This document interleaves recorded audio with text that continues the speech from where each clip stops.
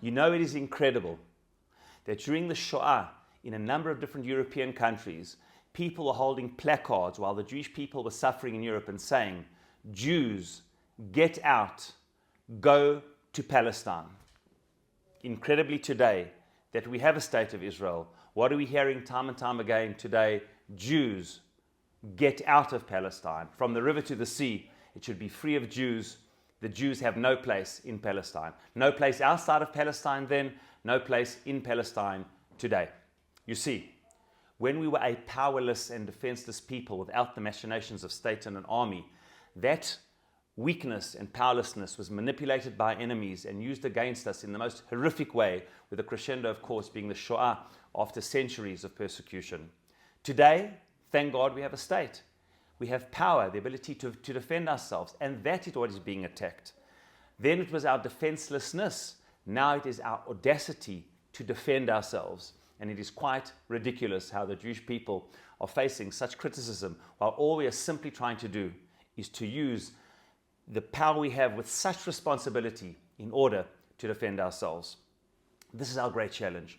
Even in international courts, we know how Israel is facing this ridiculous condemnation in the ICC, that to sanction political and military leaders after we're simply trying to defend ourselves. It made me think of over 100 years ago, two very famous cases, the famous Dreyfus case and the famous Mendel-Baylis case, whether it was in Western Europe or Eastern Europe. Here, defenseless Jews who had nobody to defend them were taken to court, and it was such a degradation of the Jewish people.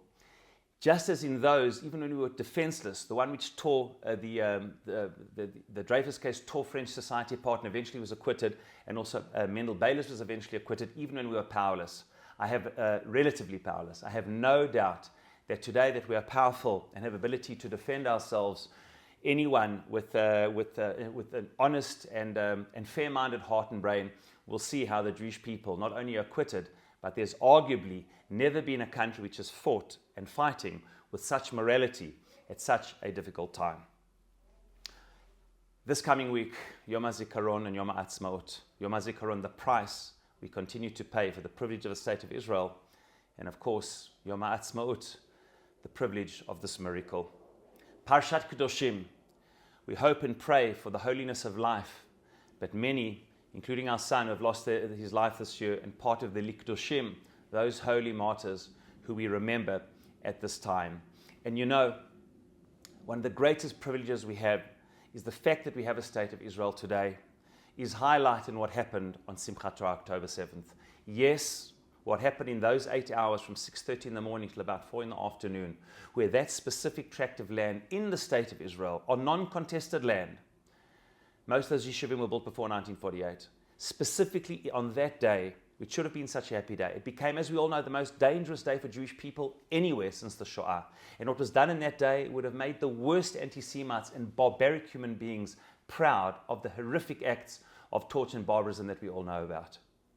But because we have a State of Israel, it didn't last not 5 years, not 5 months, not 1 month, and not even half a day. We managed to gather ourselves. Yes, our son fell. 300 soldiers tragically fell that day. 900 civilians fell that day, and hundreds more since then. And as we speak, going into Rafiach, and we hope and pray that all of our forces, Hashem should look after every single one of them. We all have family members on the front lines, and every single one of them should be well. But we have a State of Israel, and we fought back, and we brought ourselves together, and we have for 7 months been doing everything we can, notwithstanding all the constraints. And therefore, we will be victorious. Hashem has blessed us to survive so long. He's blessed us to not only survive, but thrive now with the rebuilding of the Torah world and the Jewish people in the State of Israel. And despite all the challenges, despite everything which faces us, we will, Bezrat Hashem, prevail. And I want to end and say that as we are counting up the Omer, up towards Shavuot, only after 49 days of counting, in the 50th day, where we Ke'ish Echad B'Lev Echad, Re'uyim, as one, to face the receiving of the Torah. And as we continue, please God, to come together, to continue to forge the oneness in our society, we'll be able to stand up as a country and as a people to all the challenges that lie ahead, to experience the pain of the loss in Yom HaZikaron, but to celebrate the privilege of a sovereign Jewish state in today's day and era. Shabbat Shalom and Yom HaAtzmaut Sameach.